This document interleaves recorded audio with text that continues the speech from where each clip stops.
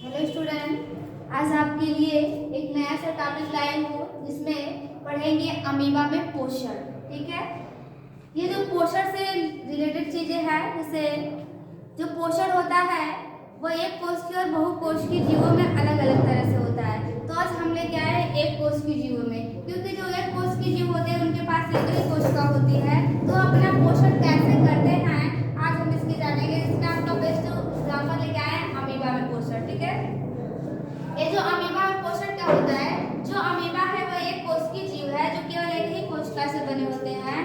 ठीक है, इनके चारों तरफ जो कोशिका कला होती है, ठीक है, ये क्या होती है, जब ये जो भाग दिख रहा है इसे कहते हैं स्यूडोपोडिया। ठीक है, ये इसी स्यूडोपोडिया के माध्यम से क्या करते हैं, चलने का काम करते हैं। ठीक है, भोजन ग्रहण करने का काम करते हैं। तो ये क्या करते हैं, जब चलते हैं तो जो भोजन के कण कहीं भी दिख जाते हैं तो उस भोजन को कण को क्या करते हैं, जैसे ये क्या है, ये जाएगा अपने फुटपाथ के माध्यम से या स्यूडोपोडिया के माध्यम से जाएगा। फुटपाथ में तो स्यूडोपोडिया ही है, इसके माध्यम से जाता है और क्या करता है, जब थोड़ा और आगे बढ़ जाता है तो इसकी जो कोशिका कला होती है वो टूट जाता है और ऊपर से क्या कर लेता है, नए कोशिका कला का निर्माण कर लेता है। इतनी बात समझ में आई।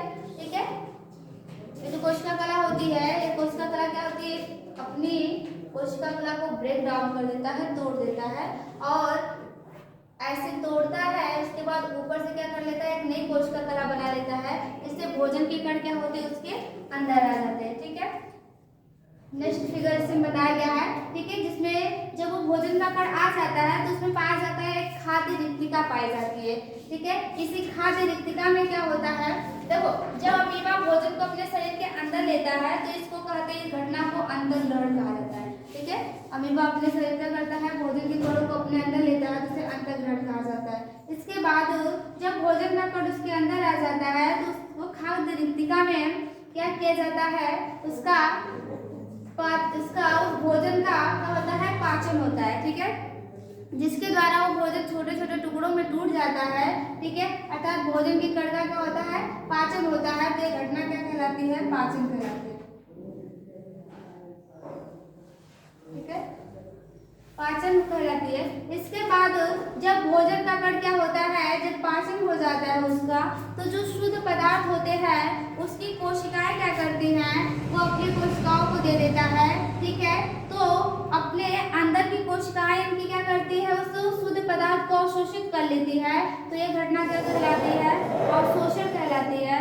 उसके बाद अवशोषण के बाद ये क्या करता है, अपने शरीर में थोड़ा सा वृद्धि कर लेता है, तो इसे कहते हैं स्वांगीकरण। इसके बाद जो अपशिष्ट पदार्थ होता है वो अपने कोशिका को ब्रेक डाउन करके बाहर कर देता है, यह कहलाता है विक्षेपण। ठीक है, और आप लोग हमारे चैनल पे अगर नए हैं तो इसको सब्सक्राइब कीजिए, लाइक कीजिए।